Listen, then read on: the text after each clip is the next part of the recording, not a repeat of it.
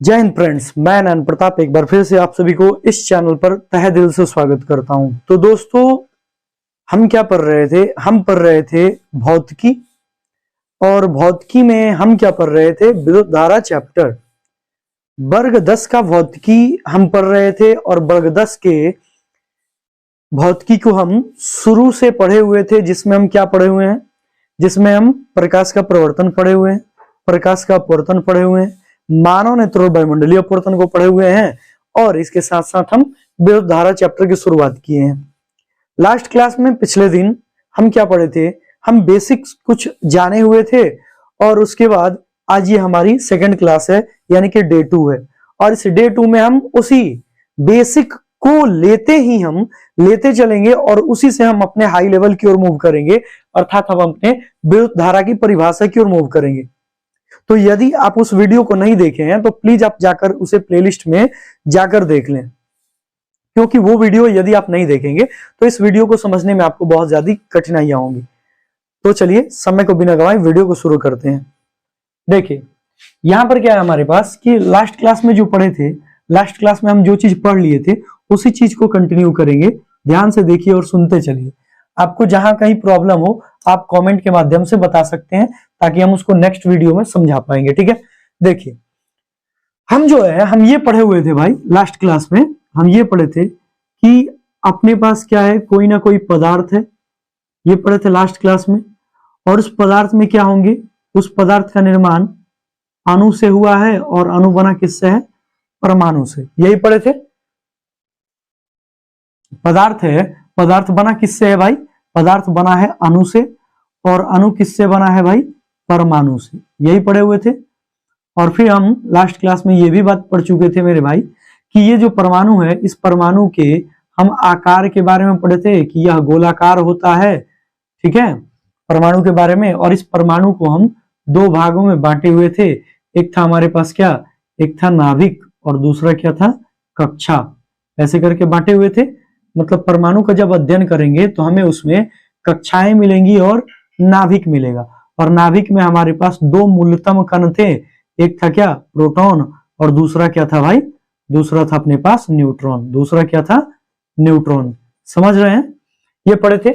और कक्षा की बात करें तो कक्षा अपने पास क्या था? के कक्षा था, एल कक्षा था, एम कक्षा था, एन कक्षा था। ये पढ़े हुए थे।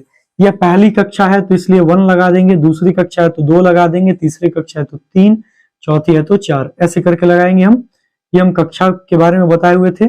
और फिर हम उसी क्लास में हम आपको बताए थे कि इन कक्षाओं की टेंडेंसी क्या होती है, इन कक्षाओं की प्रवृत्ति होती है कि ये इलेक्ट्रॉनों को भरे। और इलेक्ट्रॉनों को भरने के लिए हम 2n² फॉर्मूले का उपयोग किए थे, जहां पर n बराबर क्या था? जहां n बराबर क्या था? जहां n बराबर कक्षाओं की संख्या, जहां पर n बराबर क्या है? कक्षाओं की संख्या। ये पढ़े हुए हैं लास्ट क्लास में भाई, कक्षाओं की संख्या। और कक्षाओं की संख्या n बराबर क्या हो सकता है? 1 हो सकता है, 2 हो सकता है, 3 हो सकता है, 4 हो सकता है, डैश डैश डैश। क्लियर है? अब सुनो भाई, क्या है यहां पर बात? क्या होती है कि जब हम k बराबर 1 लेते हैं तो n बराबर भी 1 था, और n बराबर 1 था तो 2n² में जब हम 2 गुने 1 का स्क्वायर कर रहे थे तो कितना आ रहा था? 2 गुने 1 यानी कि 2 आ गया।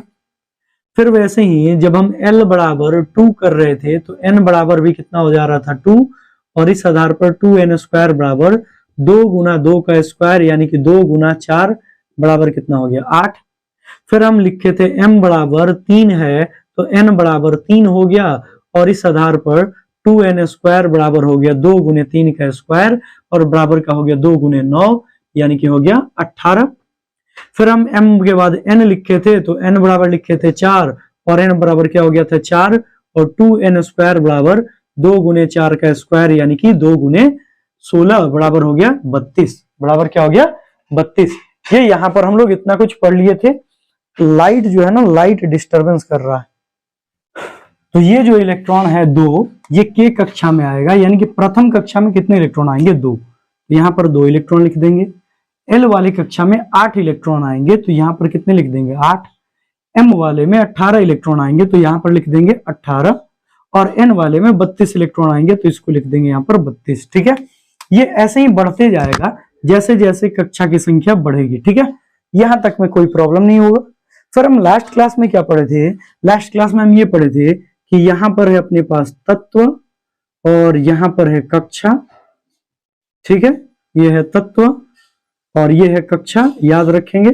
कक्षा में हम लिए थे K, L, M, N, O और P, ये हमारी कक्षाएं थी। ठीक है, और यहां पर हमारे तत्वों में थे पहला नंबर हीलियम, दूसरा नंबर नियोन, तीसरा नंबर आर्गन, चौथा नंबर क्रिप्टॉन और पांचवा नंबर था xenon. Helium, neon, argon, krypton, xenon और फिर था रेडॉन।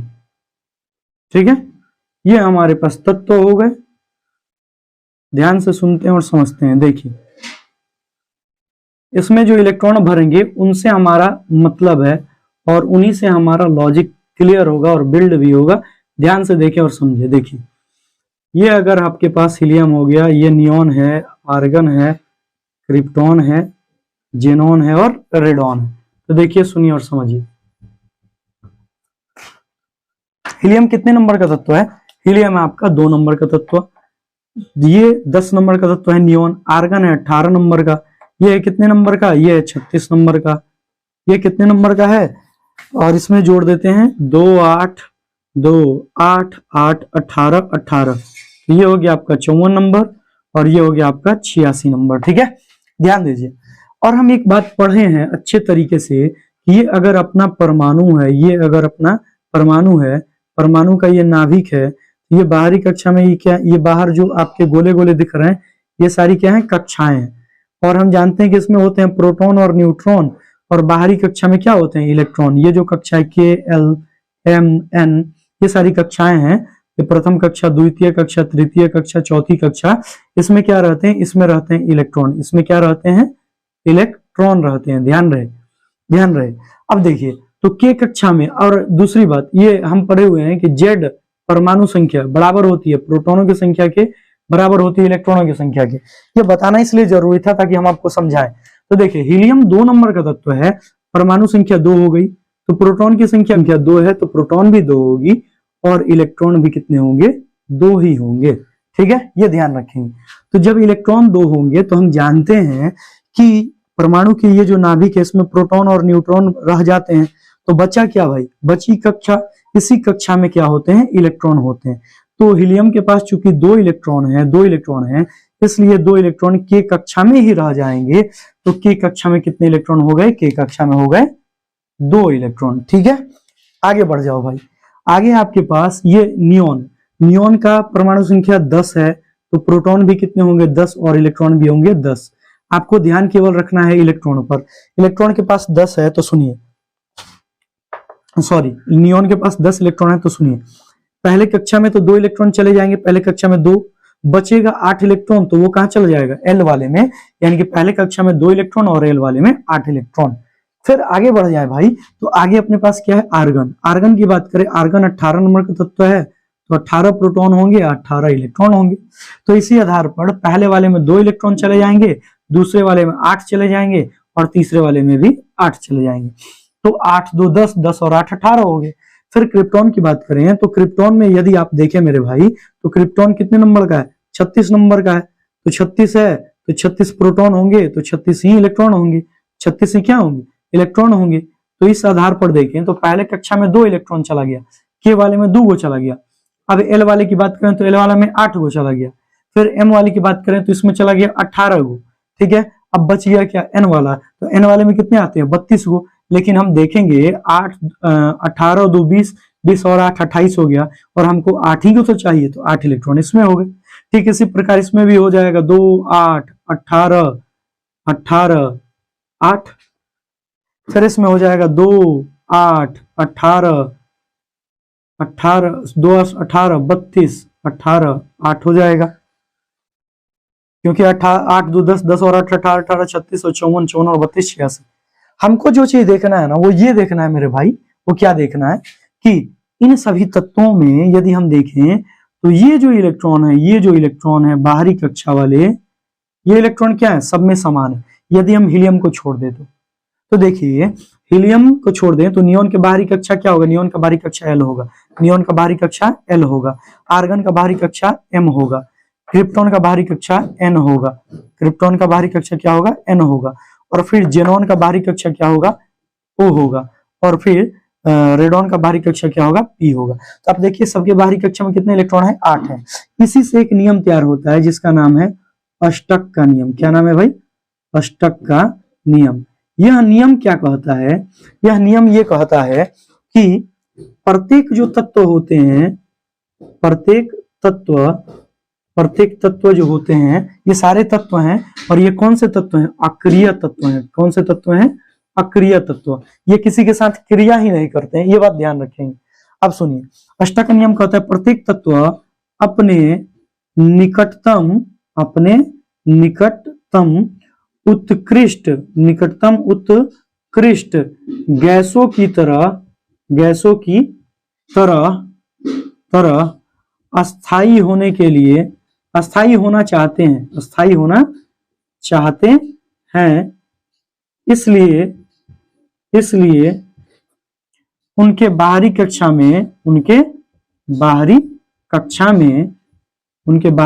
में 8 इलेक्ट्रॉन का होना आवश्यक होता है। 8 इलेक्ट्रॉन का होना क्या होता है, का होना आवश्यक होता है। ये बात ध्यान रखेंगे। अब देखिए, ध्यान दीजिए, आवश्यक होता है, ये बात समझेंगे। अब सुनिए, ये अष्टक का नियम है। अब सुनिए भाई, यदि हम ले लेते हैं यहाँ पर एग्जाम्पल लेते हैं हम सोडियम का, सोडियम 11 नंबर का तत्व है, और यदि हम देखें कि 11 नंबर का तत्व है तो प्रोटॉन भी 11 होंगे, इलेक्ट्रॉन भी 11 होंगे, और कक्षा की बात करें तो कक्षा KLM तो सब में होगा, KLMNOPQR। अब देखो, तो पहले वाली कक्षा में 2 इलेक्ट्रॉन चले गए, दूसरे वाले में 8 चला गया, तीसरे वाले में कितना जाएगा, 1। भाई अब पहले वाले में 2 ही क्यों गया, क्योंकि यहाँ पर बताएं कि कक्षा में जो इलेक्ट्रॉन भरते हैं वो 2n² के रूप में भरते हैं। तो पहले कक्षा में K वाले में 2 को भरेगा, L वाले में कितना भरेगा, 8 को भरेगा। और बात करें भाई M वाले में, तो M में 18 को आता है, लेकिन 18 को इसके पास इलेक्ट्रॉन रहेगा तब ना, 1 इलेक्ट्रॉन है तो 1 भर गया। अब बात को समझिए जरा सा इंपॉर्टेंट है। अब ये अगर अस्थाई होना चाहे तो इसके पास क्या है, इसके पास वही एक तरीका है कि यह अपने 1 इलेक्ट्रॉन को छोड़ दे और क्या करे, 1 इलेक्ट्रॉन को त्याग दे और अपने ऊपर प्लस का चिन्ह लगा ले, तब जाके ये अस्थाई हो जाएगा। ये वाली स्थिति क्या होती है भाई, ये वाली स्थिति अस्थाई की होती है। ये वाली क्या होती है, अस्थाई की स्थिति होती है। क्या होती है, अस्थाई की, समझिए, ठीक है। ठीक वैसे ही अगर बात करें भाई क्लोरीन की, 17 नंबर का तत्व है, 17 नंबर का तत्व है तो KLM इसमें भी होगा। अब देखिए भाई, देखिए ध्यान से सुनिए, तो यहाँ पर 2 हो गए प्रथम कक्षा में, K वाले में, L वाले में 8 और M वाले में 18 आते हैं, लेकिन यहाँ पर 8 2 10 और कितने हैं इसके बाहरी कक्षा में, अब यहाँ पर 7 ही इलेक्ट्रॉन बचेंगे, तब न जाके 8 7 15 और 2 17 हुआ। अब सुनिए, अब ऐसा क्यों हुआ कि यहाँ पर ये इलेक्ट्रॉन का त्याग किया। अब देखिए इसके बाहरी कक्षा में, सुनिए, अब इसके लिए 1 इलेक्ट्रॉन को त्यागना आसान था, 7 इलेक्ट्रॉनों को लेना मुश्किल था, इसलिए यह 1 इलेक्ट्रॉन का त्याग कर दिया आसानी से। अब इसके पास 7 इलेक्ट्रॉन है, अब इस 7 इलेक्ट्रॉन का त्याग करेगा तो बड़ी ज्यादा मात्रा में उसमें ऊर्जा चाहिए, या आयनन ऊर्जा चाहिए, ठीक है। इसलिए यह 1 इलेक्ट्रॉन ग्रहण करेगा, और जैसे ही यह ग्रहण करेगा Cl+1 इलेक्ट्रॉन, तो ये बनेगा Cl-, क्या बन जाएगा, Cl-, और ये हो गया अस्थाई तत्व। ये क्या हो गया मेरे भाई, अस्थाई तत्व। इतना कुछ आपके दिमाग में लॉजिक समझ में आया होगा, इतना उम्मीद करते हैं, ठीक है, ये समझ लीजिए। अब सुनो मेरे भाई, जो चीज समझना है वो आपको ये समझना है कि कल की क्लास में हम पढ़े थे कि ये जो इलेक्ट्रॉन जो है, ये जो इलेक्ट्रॉन त्याग रहा है और एक जो ग्रहण कर रहा है, ये इस वाली स्थिति के कारण वस्तु पर आवेश उत्पन्न हो रहे हैं। देखो, एक वस्तु पे धन आवेश और एक वस्तु पे क्या हो रहा है, ऋण आवेश। चलिए उसको देख लेते हैं, समझते हैं। अब देखिए, मानते हैं हम क्या मानते हैं कि यहाँ पर 2 पदार्थ है, यहाँ पर 2 पदार्थ है, ठीक है, पदार्थ A और पदार्थ B। ये ध्यान रखिए, पदार्थ A है और ये पदार्थ B है। ध्यान रहे आपको कि ये पदार्थ A में पॉजिटिव और निगेटिव दोनों आयन है, plus plus plus plus, minus minus minus minus, sorry, plus plus plus plus और माइनस है इसके ऊपर, तो यहाँ पर माइनस माइनस माइनस। आप जानते हैं, मान लो कि ये कोई पदार्थ है और इस पदार्थ का ये जो प्लस है वह नाभिक है, क्योंकि नाभिक में प्रोटॉन होते हैं, प्रोटॉन पर प्लस होता है, ये ध्यान रहे। अच्छा, और बाहर जो है सतह पर, सतह मतलब कक्षा, ये कक्षा हो गई, इस कक्षा पर इलेक्ट्रॉन है, इस पर भी क्या है, इलेक्ट्रॉन है। तो ये इलेक्ट्रॉन क्या करेंगे अब सुनिए खास बात, जब हम इनको आपस में रगड़ेंगे तो रगड़ते हैं, तो रगड़ने पर क्या होगा मेरे भाई, ये अगर आपके पास ये रगड़ रहे हैं, ये एक पदार्थ हो गया, इसके ऊपर हम ये दूसरा पदार्थ रख दिए, तो ध्यान से देखिए, इसके पास 4 प्लस थे, इसके पास भी 4 प्लस थे, ये इसके पास माइनस माइनस माइनस और एक और माइनस, इसके पास भी कितने होंगे माइनस, 1 2 3 4 माइनस हो गए। ध्यान से देखिए, जब रगड़ा गया ना तो ऐसा देखा गया, ऐसा क्या देखा गया, ये सुन लीजिए, ऐसा देखा गया कि एक पदार्थ जो ए है, ये ए है और ये बी है, तो ये जो ए पदार्थ है और ये जो बी पदार्थ है, ऐसा देखा गया कि यहां से क्या हुए कि ये प्लस वाला नाभिक तो छोड़ के जाएगा नहीं, नाभिक में तो अपनी स्थिति को जमाए रखा है, लेकिन होगा क्या कि यहां से एक इलेक्ट्रॉन इसके ऊपर क्या हो गए, चले गए, इसके ऊपर क्या हो गए, चले गए। माइनस हम किसको बता रहे हैं, माइनस बता रहे हैं इलेक्ट्रॉन को, प्लस हम किसको बता रहे हैं, प्लस बता रहे हैं प्रोटॉन को, किसको बता रहे हैं, प्रोटॉन को, ये बात ध्यान रहे। तो देखिए, जब इसके ऊपर से इलेक्ट्रॉन जो है चला गया इसके ऊपर, तो 4 से ये कितने हो जाएंगे, 5। अब सुनिए, ध्यान दीजिए, एक प्लस जो है, हम कल के क्लास में पढ़े कि जितने प्रोटॉन होते हैं और जितने इलेक्ट्रॉन होते हैं, ये दोनों आपस में जुड़कर क्या हो जाते हैं, शून्य हो जाते हैं। मतलब 11 को प्रोटॉन था अगर सोडियम के पास, और 11 को क्या था, इलेक्ट्रॉन था, तो ये आपस में जुड़कर 0 हो गए, यानी कि आवेश हो गया 0। इसलिए कह रहे थे कि परमाणु जो होता है, परमाणु विद्युततः उदासीन होता है, विद्युततः क्या होता है, उदासीन होता है। लास्ट क्लास में पढ़े हुए थे, परमाणु विद्युतता क्या होता है, उदासीन होता है, लास्ट क्लास में पढ़े हुए थे। अब यहां पर बात क्या है मेरे भाई, सुनिएगा, जब हम इसके ऊपर रगड़ेंगे तो 2 स्थिति उत्पन्न हुई। अब देखो, ये प्लस वाला माइनस को कैंसिल किया, प्लस वाला माइनस को कैंसिल किया, प्लस वाला माइनस को कैंसिल किया, लेकिन एक प्लस बच गया। यहाँ पर प्लस वाला माइनस, प्लस वाला माइनस, प्लस वाला माइनस, प्लस वाला माइनस, यहाँ पर एक माइनस बच गया। तो देखिए, ए वाला जो है ना, ए वाला पदार्थ, इस ए वाले के पास एक प्लस बचा तो प्लस हो गया, और बी वाले के पास देखिए एक माइनस बचा, एक यहाँ पर क्या बच गया, माइनस। तो याद रहे आपको, ये बात हम आपकी जानकारी के लिए बता रहे हैं, ये जो पदार्थ ए है, पदार्थ ए पर क्या हुआ, पदार्थ ए पर धन आवेश आ गया, क्या आ गया, धन आवेश, क्या आ गया, धन आवेश। अच्छा, और ये जो है पदार्थ बी, इस पदार्थ बी पर क्या आ गया भाई, पदार्थ बी पर आ गया ऋण आवेश, पदार्थ बी पर क्या आ गया, ऋण आवेश। अब यहां पर धन आवेश और ऋण आवेश से आपको एक कॉन्सेप्ट क्लियर होगा कि पदार्थ ए को हम कहेंगे धनावेशित पदार्थ। अब यहां पर पदार्थ ए जो है वह क्या कहलाएगा, धनावेशित, क्या कहलाएगा, धनावेशित। और यहाँ पर जो आपके पास पदार्थ बी है, यह पदार्थ बी क्या कहलाएगा, यह पदार्थ बी कहलाएगा ऋणावेशित, क्या कहलाएगा, ऋणावेशित। ये आप इतना समझे तो बोलिए, आगे हम बढ़े। क्लियर है, धनावेशित और ऋणावेशित। अब देखिए, अब इस धन आवेशित और ऋण आवेशित को हम परिभाषित कैसे करेंगे, जरा सा उसको भी देख लें। इस धन आवेशित और ऋण आवेशित को हम परिभाषित करेंगे कैसे, जरा सा इसको भी देख लें। तो देखिए, अब यहां पर क्या है कि धन आवेशित का मतलब क्या है, अब देखिए, धन आवेशित का मतलब क्या है कि वैसे पदार्थ, धनावेशित किसको बोलेंगे, हम इसकी परिभाषा लिखेंगे। चलो हम यहां पर पॉइंट बना के लिख देते हैं, धनावेशित परिभाषा, धनावेशित पदार्थ की परिभाषा, धनावेशित। ध्यान से देखिए, तो होगा क्या कि जब कोई पदार्थ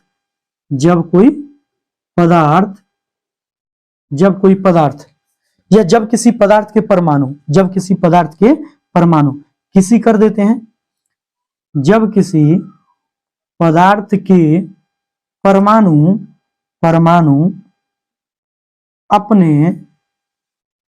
अपने बाहरी कक्षा के इलेक्ट्रॉनों का त्याग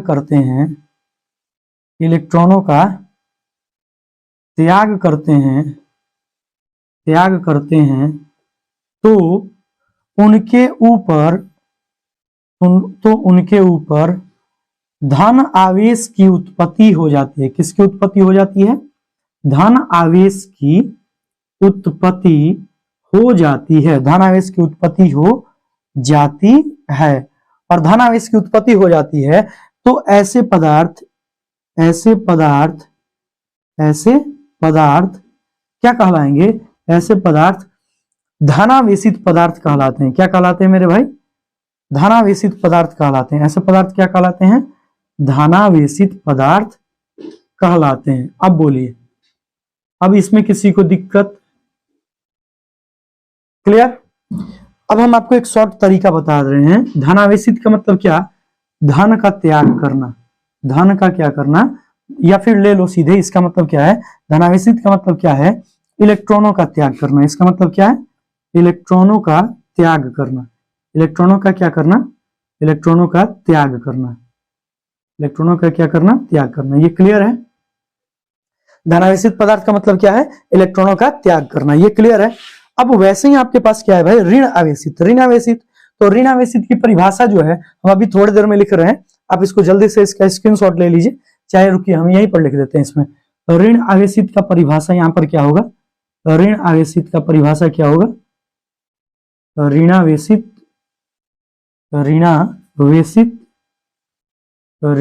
की परिभाषा क्या होगी यहाँ पर? तो ऋणावेशित की परिभाषा होगी कि जब कोई पदार्थ इलेक्ट्रॉनों को ग्रहण करता है, इलेक्ट्रॉनों को ग्रहण करता है तो उसके ऊपर ऋण आवेश की उत्पत्ति हो जाती है। किसकी उत्पत्ति होती है? ऋण आवेश की उत्पत्ति हो जाती है। ऋण आवेश की उत्पत्ति हो जाती है तथा ऐसे पदार्थ को ऋण आवेशित पदार्थ कहते हैं। ऐसे पदार्थ को क्या कहते हैं? ऋण आवेशित पदार्थ कहते हैं। यहां तक में किसी को प्रॉब्लम नहीं होना चाहिए। जल्दी से आप इसका स्क्रीनशॉट ले लें जल्दी से, ताकि हम आगे बढ़ें। ले लिए स्क्रीनशॉट? चलिए इसको मिटा रहे हैं।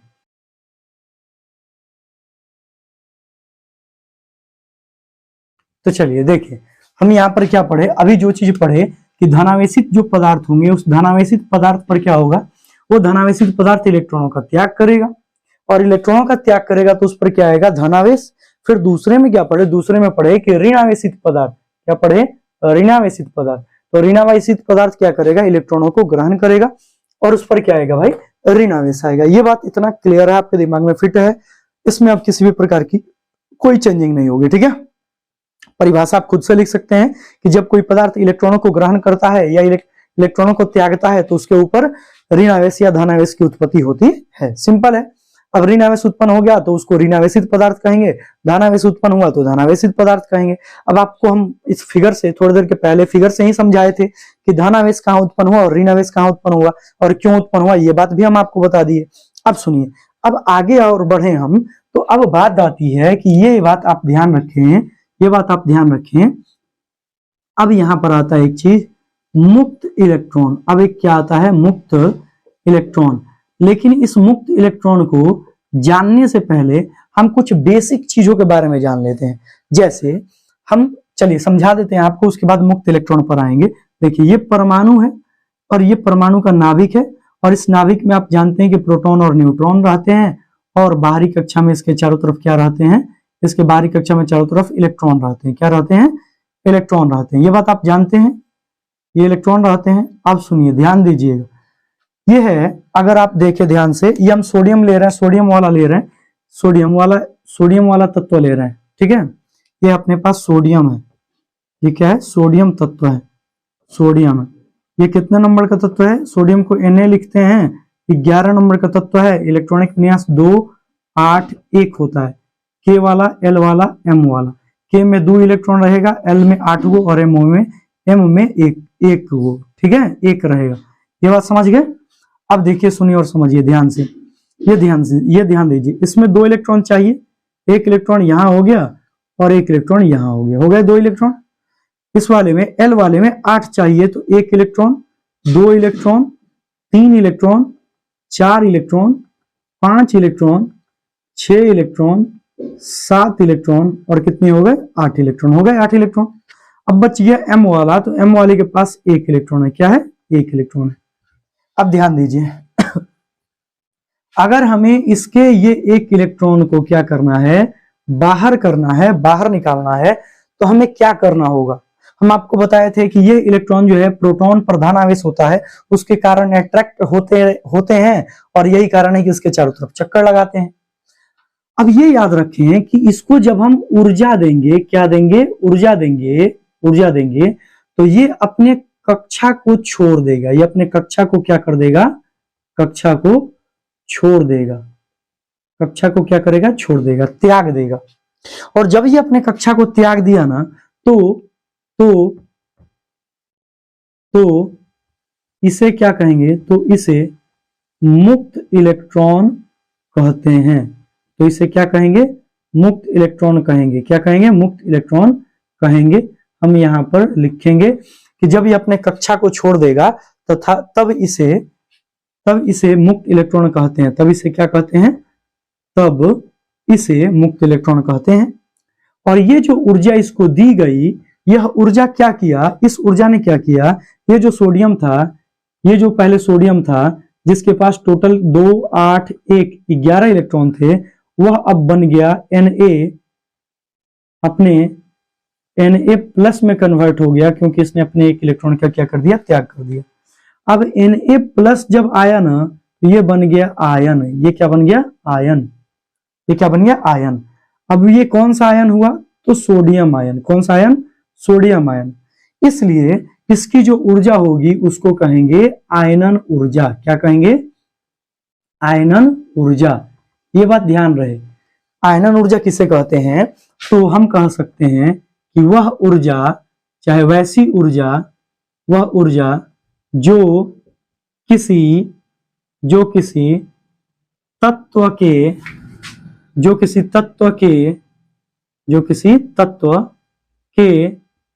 परमाणु के बाह्यतम कक्षा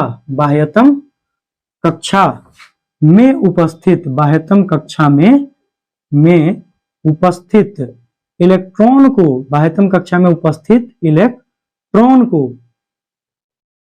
बाह्यतम कक्षा में उपस्थित इलेक्ट्रॉन को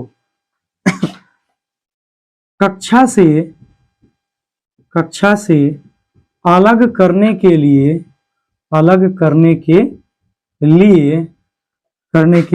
लिए दी जाती है। क्या कहलाएगा भाई, आयनन ऊर्जा कहलाता है। क्या कहलाएगा, आयनन ऊर्जा कहलाता है। क्लियर है, आयनन ऊर्जा कहलाता है। यहां तक तो आपको पॉइंट क्लियर होना चाहिए। अब बात आती है तथा इसी में लिख दें, तथा इस प्रकार कक्षा को या कक्षा से निकल जाने वाला इलेक्ट्रॉन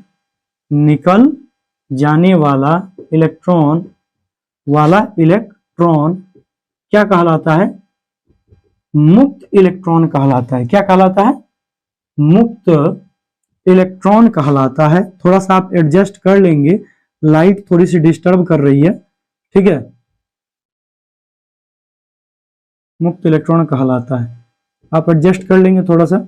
नेक्स्ट डे ऐसा नहीं होगा, ये दिन के समय में ऐसा कर रहा है, दिन के समय में वीडियो बना रहे हैं, तो रात के समय में ऐसा नहीं होगा। चलिए अब देखिए यहाँ पे क्या है, सुनिए और समझते हैं। आगे की ओर मूव करते हैं हम लोग, तो आगे की ओर बढ़े, मूव करें हम। तो यहाँ पर आप क्या देखें कि इसको हम कहें मुक्त इलेक्ट्रॉन। क्या कहें हम, मुक्त इलेक्ट्रॉन कहें। क्लियर है। अब देखो मेरे भाई, यहाँ पर क्या होगी, आगे की कॉन्सेप्ट की ओर मूव करें, तो आगे का कॉन्सेप्ट हमारा ये कहता है कि ये जो ऊर्जा दी गई वो तो आयनन ऊर्जा कहलाया, और ये जो इलेक्ट्रॉन निकला, यह इलेक्ट्रॉन क्या कहलाएगा, मुक्त इलेक्ट्रॉन। अब ये जो मुक्त इलेक्ट्रॉन होते हैं ना भाई, इस मुक्त इलेक्ट्रॉन के बारे में अलग अलग साइंटिस्टों के द्वारा पता लगाया गया था। हम आपको बता दें, जैसे कि हम आपको बता दें 600 ईसा पूर्व की बात है। कितने ईसा पूर्व की बात है, 600 ईसा पूर्व की बात है, ये बात याद रखेंगे। 600 ईसा पूर्व, 600 ईसा पूर्व की बात है। 600 ईसा पूर्व थेल्स नामक मैथमेटिशियन, थेल्स नामक मैथमेटिशियन यानी गणितज्ञ, थेल्स नामक गणितज्ञ के द्वारा क्या किया गया, इनके द्वारा दो वस्तुओं को आपस में रगड़ा गया। जब अंबर को उन्होंने बिल्ली के खाल से रगड़ा, दिक्कत हो रहा है ना लाइट से, घबराइए मत, दिक्कत खत्म हो जाएगा 2 दिन और। देखिए यहां से क्या होगा कि जब 600 ईसा पूर्व थेल्स नामक गणितज्ञ क्या किए, जब अंबर नामक पदार्थ को, जब अंबर नामक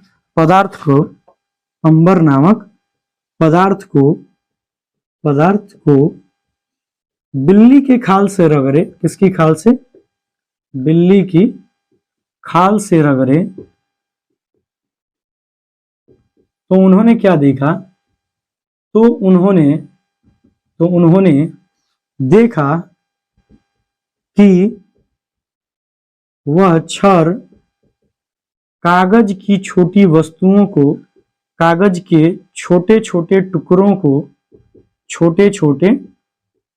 को क्या कर रहा था, टुकड़ों को आकर्षित करने लगा था। अब ऐसा क्यों हुआ, आकर्षित करने लगा था। ठीक है, ये बात, ये बस इतना पता लगा के छोड़ दिए थे। इसके आगे जो है, इसके आगे एक और साइंटिस्ट आएंगे, बेंजामिन फ्रैंकलिन आएंगे, जो इसका नाम रखेंगे कि कौन अट्रैक्ट कर रहा है, तो किस पर धन आवेश होगा, किस पर ऋण आवेश होगा। फिर एक और साइंटिस्ट आते हैं, वैज्ञानिकों का तो ध्यान इनकी ओर गया ही नहीं, लेकिन हम आपको बता दें कि डॉक्टर गिलबर्ट नामक एक साइंटिस्ट थे, साइंटिस्ट नहीं बोलेंगे, वह महारानी एलिजाबेथ के क्या थे, महारानी एलिजाबेथ के घरेलू चिकित्सक थे। तो उन्होंने क्या देखा कि उन्होंने कांच के छड़ को जब रेशम से रगड़ा, तो उन्होंने देखा कि यह प्रक्रिया उसके साथ भी हो रही थी। ठीक है, अब इसी चीज को देखा गया, यह प्रक्रिया आगे भी दोहराया गया, ये बात ध्यान रखेंगे। तो कागज की छोटी छोटी वस्तुओं को रगड़ रहा था। ऐसा क्यों हुआ, तो ऐसा इसलिए हुआ क्योंकि हम अभी पढ़े, थोड़ी देर पहले ही पढ़े थे कि मान लो कि ये एक पदार्थ है और ये आपके पास क्या है, दूसरा पदार्थ है, इसको हम रगड़ रहे हैं, पदार्थ ए को पदार्थ बी से रगड़ रहे हैं, तो होगा क्या कि इससे कुछ इलेक्ट्रॉन जो होंगे इस पर चले जाएंगे, इससे इलेक्ट्रॉन जो है वह इलेक्ट्रॉन कहां चले जाएंगे, इस पर गए, इलेक्ट्रॉन जो है वो क्या हो जाएंगे, चले जाएंगे। और जब इलेक्ट्रॉन इसके ऊपर चले जाएंगे तो होगा क्या भाई कि इसने, इसके पास पॉजिटिव वाले और पहले निगेटिव वाले, ये ध्यान रखेंगे, ये ए था और ये बी था। तो अभी कुछ देर पहले एग्जांपल नहीं बताए थे कि प्लस प्लस प्लस, इसके पास पॉजिटिव वाले और माइनस माइनस माइनस, ये मान लो कि इसके पास माइनस थे, 4 माइनस ये। अब जितने प्रोटॉन होते हैं उतने ही इलेक्ट्रॉन होते हैं, और यहाँ पर प्लस देंगे पहले अंदर और ऊपर उतने माइनस।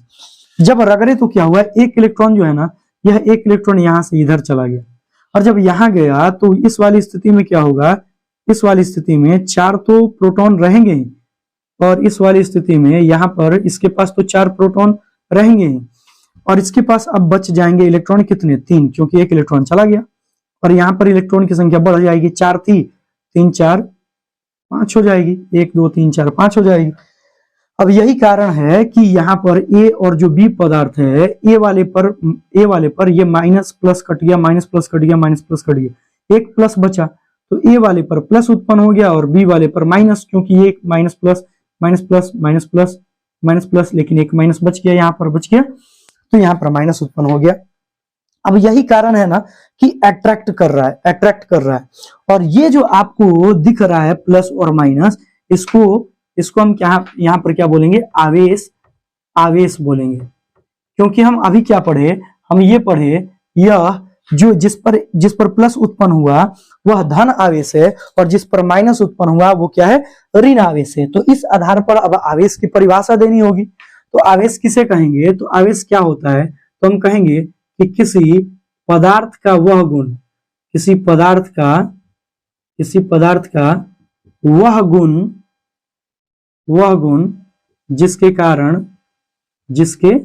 कारण वह किसी वस्तुओं को क्या करेगा, किसी पदार्थ का वह गुण जिसके कारण वह किसी वस्तु को आकर्षित तथा प्रतिकर्षित करता है, आकर्षित तथा प्रतिकर्षित करता है। अब बोलिए किसी को इसमें दिक्कत?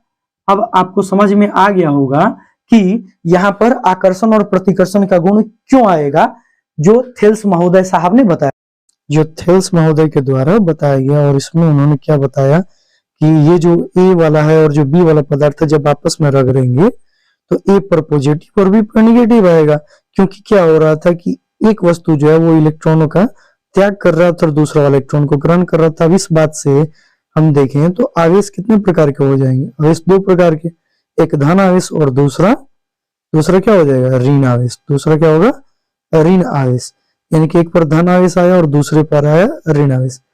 फिर यहाँ पर बात होती है कि हम आपको बताना चाहेंगे एक पॉइंट कि समान प्रकार के जो आवेश होते हैं, इन समान प्रकार के आवेशों में क्या होता है, प्रतिकर्षण होता है।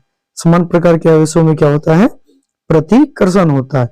इसका मतलब क्या है, इसका मतलब ये है कि धनात्मक और धनात्मक दूर भगाएंगे और ऋणात्मक क्या करेंगे, तो भी दूर भगाएंगे। तो देखिए समान प्रकार के आवेशों के बीच प्रतिकर्षण होता है, अर्थात प्लस और प्लस क्या होंगे, प्रतिकर्षण। प्लस और प्लस क्या होगा, प्रतिकर्षण, तथा माइनस और माइनस भी क्या होगा, प्रतिकर्षण होगा। क्लियर है? अब यदि हम देखें आगे तो ठीक यहाँ पर दूसरा भी इसका नियम सही होगा कि जब समान प्रकार के आवेश प्रतिकर्षित करते हैं तो असमान प्रकार के आवेश एक दूसरे को, या यहाँ पर कहीं पर लिख देता है विपरीत प्रकार के आवेश, तो असमान प्रकार के आवेशों में आकर्षण होता है। आकर्षण होता है, इसका क्या मतलब है, इसका मतलब यह है कि प्लस और माइनस, धनात्मक और ऋणात्मक, प्लस और माइनस जो है वो क्या हो जाएंगे, आकर्षित हो जाएंगे। ठीक है, प्लस और माइनस क्या हो जाएंगे, आकर्षित हो जाएंगे। इतना आपके दिमाग में क्लियर होना चाहिए, फिट होना चाहिए। चलिए अब आगे हम देखें तो ये बात जो है, इससे अब आगे चल के इसमें बताया गया कि ये बेंजामिन फ्रैंकलिन के द्वारा कि प्लस को क्या बोलेंगे और माइनस को क्या बोला जाएगा। तो प्लस वाले को बेंजामिन फ्रैंकलिन ने, प्लस वाले को और माइनस वाले को बेंजामिन फ्रैंकलिन ने इसका नामकरण किया, और नामकरण किया जिसका नाम था बेंजामिन फ्रैंकलिन। इन्होंने कहा कि प्लस को धनात्मक और माइनस को ऋणात्मक, अर्थात प्लस को धन आवेश और माइनस को ऋण आवेश कहेंगे। प्लस को धन आवेश तथा माइनस को ऋण आवेश कहेंगे। चलिए यहां तक में आपको कोई प्रॉब्लम नहीं होनी चाहिए। देखिए लाइट जो है ना, लाइट डिस्टर्ब कर रही है, ठीक है, छोड़ दिया जाए क्या, नेक्स्ट डे वीडियो बनाया जाएगा। क्या हो गया, ये बेंजामिन फ्रैंकलिन के द्वारा नामकरण कर दिया गया। बेंजामिन फ्रैंकलिन ने जब नामकरण कर दिया, अब यहाँ पर बात आती है भाई कि अब यहां से हम आवेश की उत्पत्ति कैसे करेंगे। तो देखिए होता क्या है कि जब हम दो पदार्थों को आपस में रगड़ें तो एक पदार्थ पर धन आवेश और एक पर ऋण आवेश उत्पन्न होगा। ये चीज बात है यहाँ पर कि जब दो पदार्थों को आपस में रगड़ा जाता है, जब दो पदार्थों को आपस में रगड़ा जाता है तो क्या होगा, रगड़ा जाता है तो एक पदार्थ के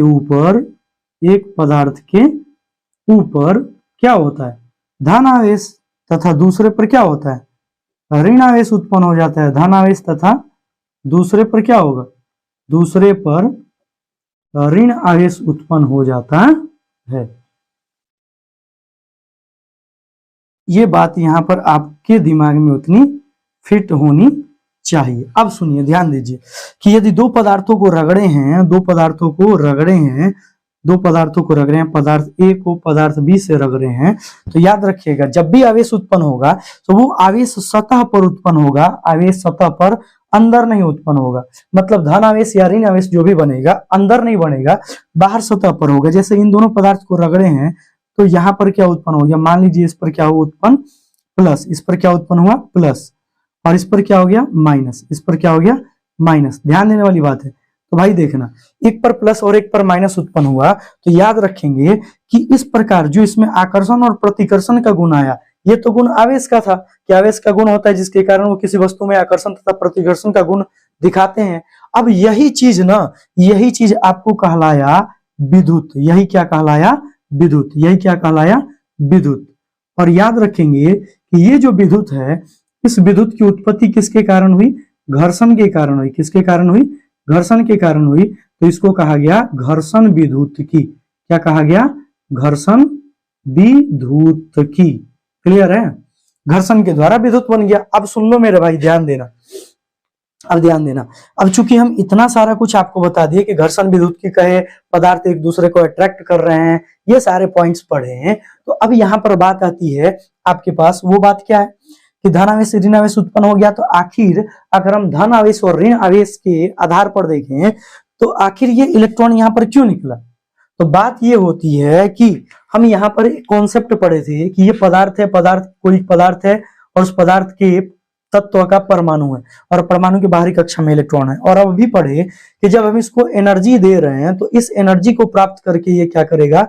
इस एनर्जी को प्राप्त करके यह अपनी कक्षा को त्याग देगा, कक्षा को छोड़ देगा। तो वही कक्षा को छोड़ने के लिए जो इसको ऊर्जा दी गई वह ऊर्जा कहलाया आयनन ऊर्जा, और जो इलेक्ट्रॉन बाहर निकल गया उसको क्या कहा गया? मुक्त इलेक्ट्रॉन। यहां तक में तो दिक्कत नहीं है।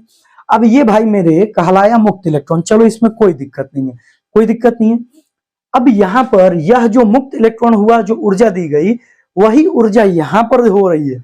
जब घर्षण विद्युत से जब रगड़ा गया ना, तो रगड़ने पर भी क्या हो गया कि उसमें ऊर्जा निकली। क्या हो गया? उसमें ऊर्जा निकली। क्या हो गया? सुनिए फिर से, यही ऊर्जा जो है यहाँ पर भी देखने को मिला। जब ये दो पदार्थों को आपस में रगड़ा गया तो रगड़ने के कारण क्या हो गया? एक रगड़ने के कारण उसमें ऊर्जा उत्पन्न हुआ। अब उसमें ऊर्जा से ये जो इस परमाणु के, इस पदार्थ के परमाणु के बाहरी कक्षा में जो इलेक्ट्रॉन थे वह इस पर चले गए।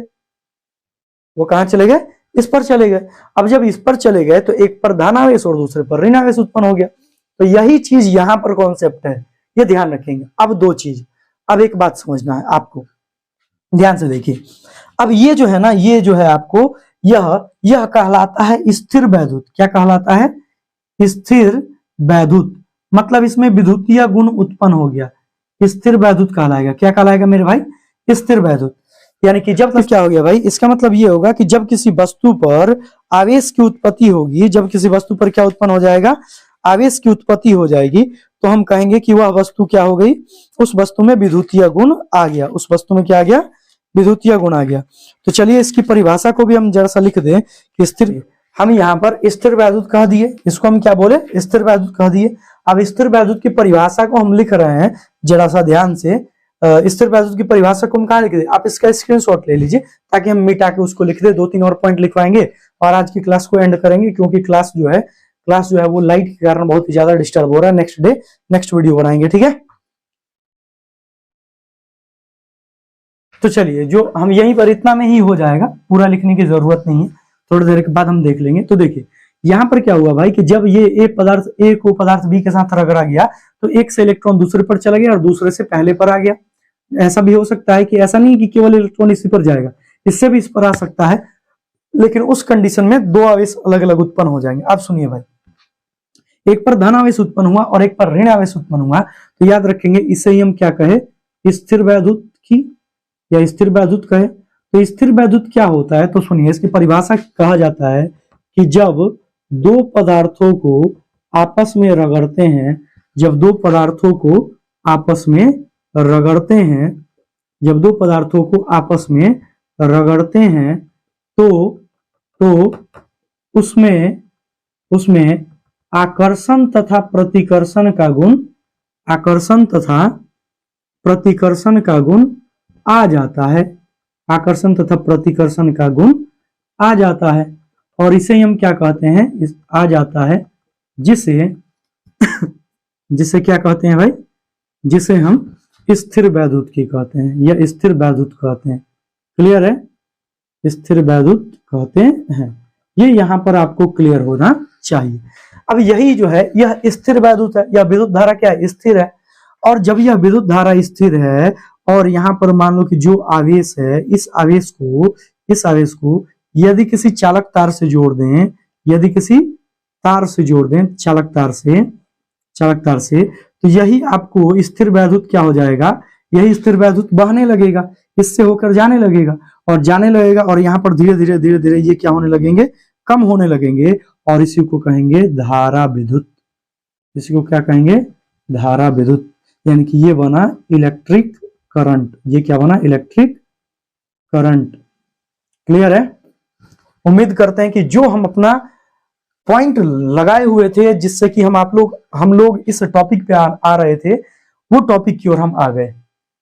यानी कि हम जब आपके पास ये स्थिर वैद्युत का मतलब क्या है कि इसके पास आकर्षण प्रतिकर्षण का गुण है, लेकिन वो स्थिर है। वो क्या है, स्थिर है। जब उसी को हम चालक तार से जोड़ देंगे तो वो क्या हो जाएगा, वो आवेश एक स्थान से, यहां से आवेश गायब होने लगेगा और ये जाने लगेगा, और जाने लगेगा तो यही हमारी किस में कन्वर्ट हो गया, धारा विद्युत में। समझ में आया? इतना कुछ आपको समझ में आया? अब सुनिए, अब ध्यान दीजिए। अब अगर हम देखें कि धारा विद्युत हमारी जो पदार्थ है, उस पदार्थ पर जो आवेश उत्पन्न हुआ, अब उस आवेश को एक जगह से दूसरी जगह ले जाना है, तो उस आधार पर हम पदार्थ को बांटेंगे। पदार्थ को बांटेंगे ना जी। अब पदार्थ को देखें तो पदार्थ हमारे पास कितने प्रकार से हो जाएंगे, 3 प्रकार से हो जाएंगे। 3 प्रकार के होते हैं, 3 प्रकार के होते हैं। किसके आधार पर भाई, आवेशों के चालन के आधार पर। किसके आधार पर भाई, आवेशों के चालन के आधार पर प्रकाश पदार्थ 3 प्रकार के होते हैं। आवेशों के, ये तो आवेश ही ना जा रहा है भाई, तो आवेशों के चालन के आधार पर, आवेशों के चालन के आधार पर पदार्थ कितने प्रकार के होंगे, पदार्थ 3 प्रकार के होते हैं। 3 प्रकार के होते हैं, 3 प्रकार के होते हैं। कौन कौन सा भाई, तो पहला नंबर हो गया भाई जिसको कहते हैं चालक, दूसरा नंबर हो गया भाई उसको कहते हैं कुचालक, सॉरी अचालक, और जो होता है एक तीसरा उसको कहते हैं अर्धचालक। एक को क्या कहते हैं, अर्धचालक। ये ध्यान रखेंगे। और इनकी परिभाषा हम किस आधार पर देंगे, तो इनकी परिभाषा मुक्त इलेक्ट्रॉनों की संख्या के आधार पर देंगे। मुक्त इलेक्ट्रॉनों की संख्या के आधार पर देंगे। देखना, वैसे पदार्थ जिसमें मुक्त इलेक्ट्रॉनों की संख्या अधिक होती है तो उसे हम क्या कहेंगे, चालक पदार्थ कहेंगे। अब वैसे पदार्थ जिसमें मुक्त इलेक्ट्रॉनों की संख्या कम होगी तो उसे अचालक कहेंगे। और वैसे पदार्थ जिसमें मुक्त इलेक्ट्रॉनों की संख्या और चालकों से अधिक होती है उसे हम क्या कहेंगे, अर्धचालक कहेंगे। नॉर्मल सी परिभाषा होगी कि चालक की परिभाषा देखें तो चालक की परिभाषा क्या होगी कि वैसे पदार्थ जिनमें मुक्त इलेक्ट्रॉनों की संख्या क्या होगी, जिनमें मुक्त इलेक्ट्रॉनों की संख्या सर्वाधिक होगी। जिनमें मुक्त इलेक्ट्रॉनों की संख्या सर्वाधिक होती है चालक कहलाते हैं। सर्वाधिक की जगह हम केवल अधिक लिखते हैं, ठीक है। अधिक होती है क्या कहलाएंगे, चालक कहलाते हैं। क्या कहलाते हैं, चालक कहलाते हैं। अच्छा, दूसरा भाई क्या हो जाएगा, अचालक। तो इसकी परिभाषा होगी कि वैसे पदार्थ जिसमें मुक्त इलेक्ट्रॉनों की संख्या क्या होगी, मुक्त इलेक्ट्रॉनों की संख्या नहीं होती है क्या कहलाएगा, अचालक कहलाता है। और तीसरा हो जाएगा क्या भाई, वो हो जाएगा अर्धचालक। और अर्धचालक की परिभाषा क्या होगी, अर्धचालक की परिभाषा होगी वैसे पदार्थ जिनमें मुक्त इलेक्ट्रॉन की संख्या चालक के अपेक्षा कम तथा अचालक के अपेक्षा अधिक होती है। अचालक के अपेक्षा अधिक होती है, अचालक की अपेक्षा अधिक होती है क्या कहलाता है, अर्धचालक कहलाता है। अर्धचालक कहलाता है।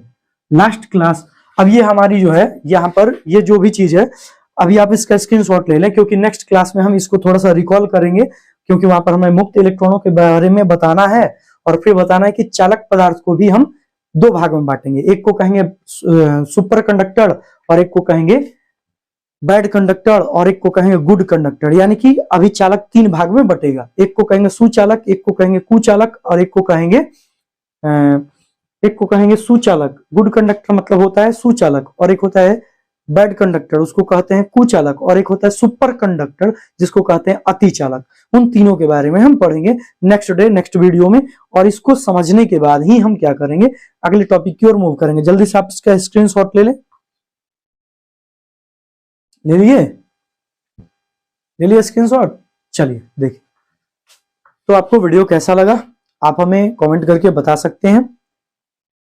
माफी चाहेंगे, वो थोड़ा सा वीडियो में बीच में डिस्टरबेंस आ गया है, उसके लिए। यदि आप इस चैनल पर नए हैं तो प्लीज आप इस चैनल को सब्सक्राइब कर लेंगे और बेल आइकन को जरूर प्रेस करेंगे ताकि नोटिफिकेशन पहुंचता रहे आपके पास, और लाइक भी जरूर करेंगे ताकि लाइक करने से जो है ऐसा लगता है कि हाँ वीडियो जो है बच्चे देख रहे हैं। कमेंट तो जरूर ही करना है ताकि लगे कि हम पढ़ा रहे हैं, हमारा मेहनत जो है आप लोगों के पास पहुंच रहा है, आप लोगों को अच्छा लग रहा है।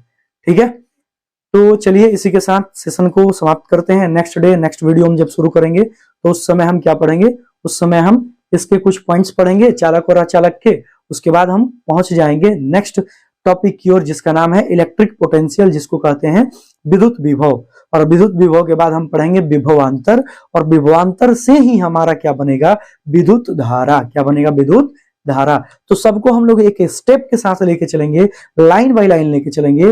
तो हम ऐसा उम्मीद करते हैं कि आपको ये पूरा सेशन समझ में आया होगा। चलिए तब तक के लिए बाय बाय, टेक केयर, धन्यवाद, जय हिंद।